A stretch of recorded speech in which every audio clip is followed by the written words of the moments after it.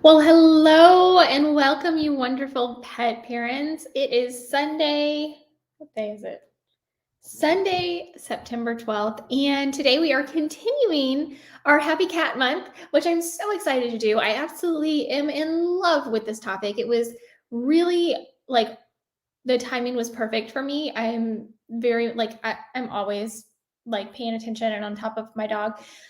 But this month specifically has just been like the past few weeks. I have been with my cat, like, we just needed to do a lot with my cats. So this topic was very, very timely. If you are here with me, please go ahead and post in the comment or the chat section, depending on where you are watching from. I'm going to check and make sure that you can hear me, you can see me. Let me just go a couple. I'm going to check. So we're live on YouTube and Facebook. I would love to also go live on Rumble. I don't have that capability yet, or Rumble doesn't have the capability to use a, let's see. Ever look at your home and want to... Sorry, should not have done that. Turn that off. Okay, so I'm just trying to make sure that you can hear me and see me. If you can, please go ahead and post in the comments. We're talking more this week about Happy Cat Month and tips to raise a happy, healthy cat. Post in the comments. Yes, okay, so we are good on YouTube. Let me check you out on Facebook. Let's see. I hope everybody had a good day of remembrance yesterday, especially if you're in the United States. I'm trying to check on, let's see here. Where are we at? Live. Are good. Yes. Okay. So we're good on Facebook as well. All right, guys. So let's get started. Last Sunday, we started Happy Cat Month with tips on raising a happy, healthy cat. So we talked about vet visits and how important vet visits are. We talked about food, we talked about water, and then we also talked about a sequence of events that you need to be implementing with your cat at least once a day. This is what I call it. I think some other people probably call it something similar. Hunt, stalk, kill, eat, clean, sleep. That's the sequence of events. So if you missed last week's live, I definitely recommend you go check it out. If you are part of the Patreon family, then you can go back to that post as well, or today's post, because if you are part of the Patreon family, you get all new and exclusive content, plus you get like first access to anything that I'm posting anywhere else. So let's talk about some more tips and tricks. Excuse me.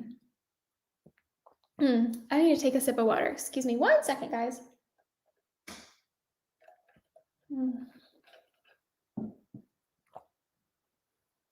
Okay. So let's talk about some more tips and tricks for raising a happy, healthy cat. Again, I am just so in love with this topic, with today's topic, with this month's topic. And I was telling my Patreon, or asking them, like, how we should end the month.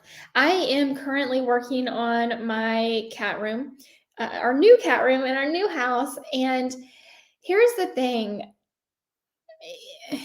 When we moved, we had the biggest U-Haul you could get. We downsized immensely. Like, we got rid of so much stuff. We were actually concerned when we got here that we wouldn't have the things we needed. But we were good. That's not a concern. But what happened was we ended up not being able to fit everything into the moving truck. And then we loaded my husband's car.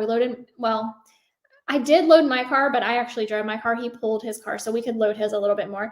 And we did not get the majority of my cat stuff. It got left behind. It was, donated or picked up, whatever, depending on the quality or what condition it was in. So at first I was really, really upset about that, but it has turned out to be a blessing in disguise, because I have gotten so much new. Like, I've been acquiring since we moved. I've been acquiring new stuff, And we're finally at the point this weekend. We had people come out to fix the floor in the garage. It was not good. It was not good. My husband finally decided to take it upon himself to fix it. He got it fixed. The floor is good now. So we are putting all the furniture together and getting everything set up for my cats. They're set up temporarily in another room, but we are going to be moving them into the cat room very soon. And my thought is that at the end of the month, which happens to be my birthday, September 30th is my birthday, though I think, let me look at a calendar here. That's not a Sunday. Let me just double check here. So I'm not lying to you. Get my calendar. Okay, so September 30th is a Thursday. So we might, cross your fingers, have an impromptu live on Thursday the on Thursday the 30th. We'll see. It's my birthday. So as long as like my husband doesn't have any other big plans going on, we might get an impromptu live to close out Happy Cat Month and to view the cat room. As long as I have it fully put together by then, which today is the 12th, so cross your fingers. Though I do think I'm getting some stuff for my birthday that is for the cat room, which I'm super excited about. But we'll talk more about that later. So let's get into today's topics. That was a long intro, guys. I'm really sorry, but hopefully you enjoyed the story. So last week, as I was saying, we talked about the hunt, stalk, kill, eat, clean, sleep. That's the routine that we want to provide for our cats at least once a day, right? So if you are watching, if you have any comments, if you have any questions, please feel free to post. I want to know about you and your pets as well. So let me know that you're here. Let me know about your pets. I would love to hear from you. So we did talk about the hunt, stalk, kill, eat, clean, sleep routine, but I really wanted to hammer home the idea of playing with your cat. So playtime is the first tip that we're talking about today. Playtime is so incredibly important. So in addition to that hunt, stalk, kill, eat, clean, sleep routine, which I think if you're only going to do it once a day, right before bed is the best time to do that. And really have that, draw that out as much as you can. A good 15 minutes is wonderful for each cat that you have. But playtime is so incredibly important, and we need to make sure that we are engaging our cats in play, interactive play, multiple times a day. And this is especially for our indoor cats. They live such sedentary lifestyles, right? So this is so incredibly important for them. These sedentary lifestyles lead to obesity, other diseases, mobility issues. So playing with your cat for, 10 to 15 minutes a few times a day can make a huge difference, not only physically for your cat, but also mentally for your cat. And playtime is also a really great way to have confidence building sessions with your cat. So especially, even if you don't feel like your cat has a confidence issue, go ahead and play with them. But if you do, if your cat is fearful or skittish, confidence building sessions using interactive play is a great way to help build your cat's confidence and make them feel less fearful. So definitely get up and play with your cat multiple times a day. Now, if you're still wondering what that, I think it's pretty self-explanatory, but the hunt, stalk, kill, eat, clean, sleep routine is, definitely check out last week's video, or of course you can join me on Patreon as well, and you can find all of the archives of our past conversations, which I would actually highly encourage you to do, is become part of the Patreon family, because we're a family over there. I post and talk about things that I don't talk about anywhere else, and encourage you to do so as well, because it's a safe space.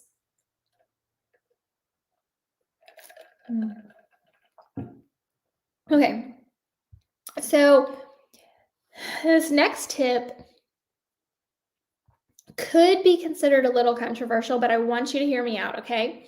Supervised outdoor time for your cat. Now, believe me, I was not always there. In fact, it's only been in the past few years that I have really started to realize the importance of supervised outdoor time for our cats. I have always, especially because I have a TNR background, and if you don't know what TNR is, that's trap, neuter, return.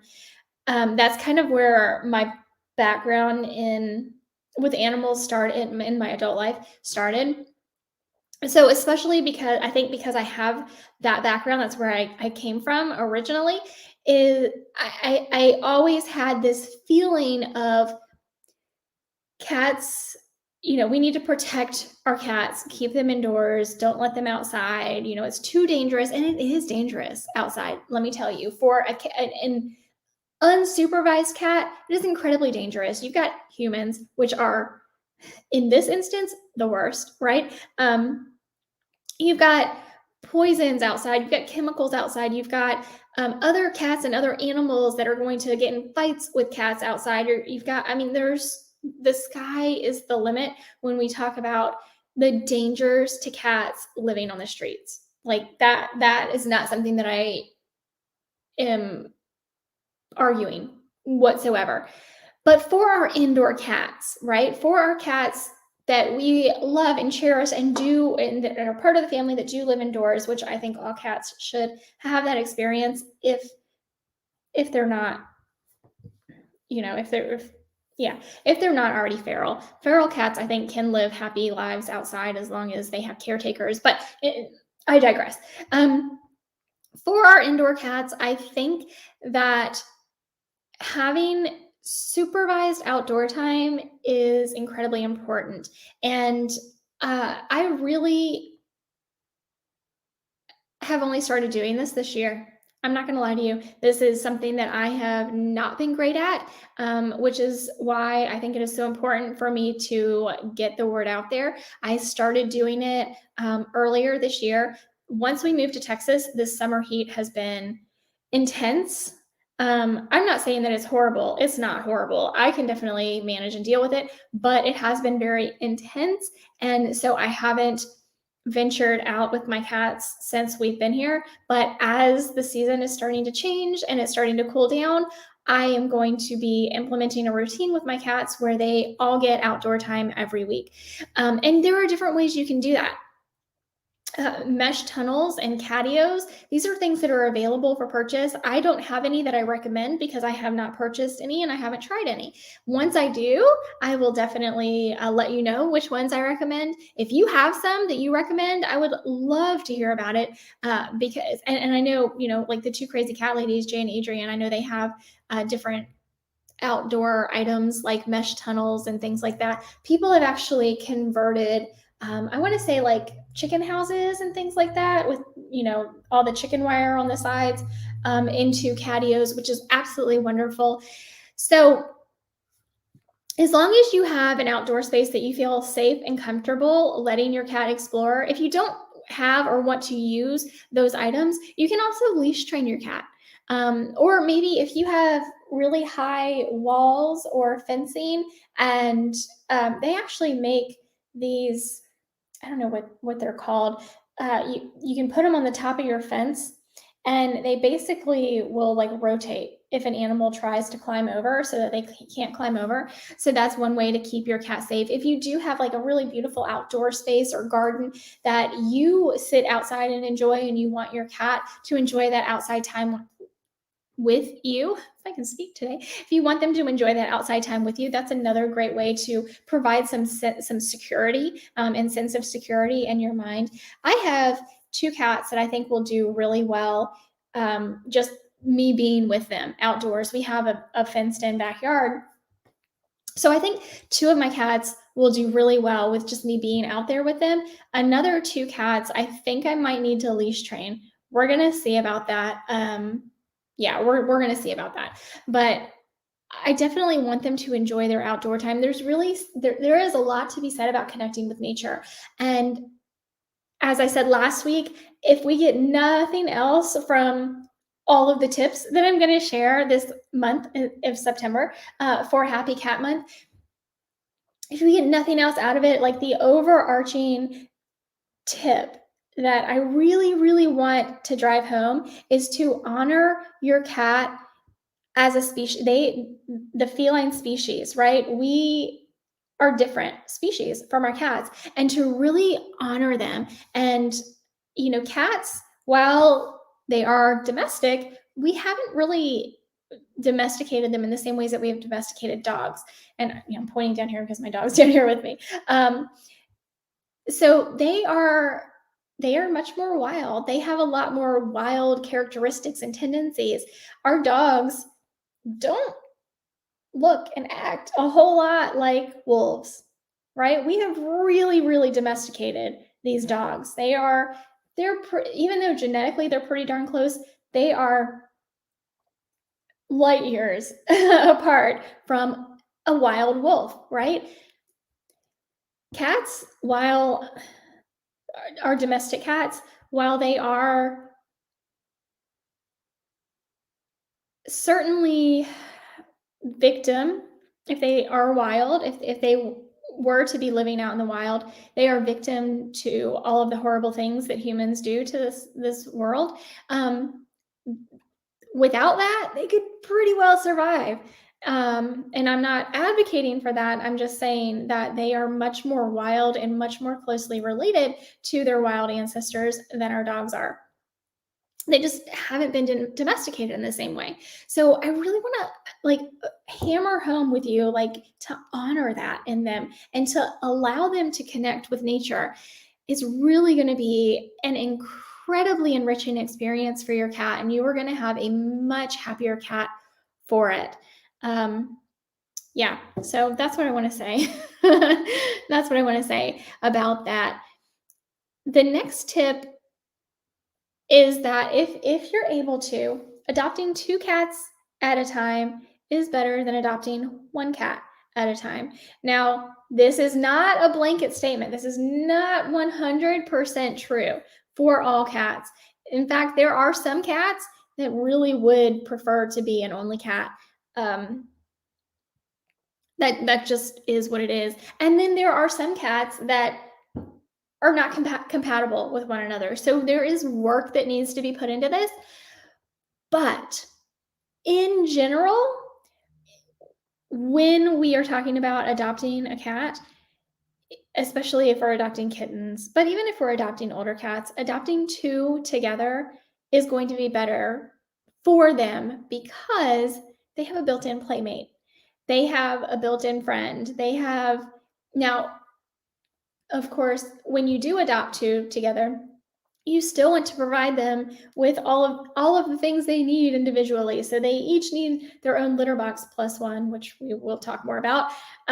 They each need their own food and water bowls. They each need their own space if they do want to get away from each other.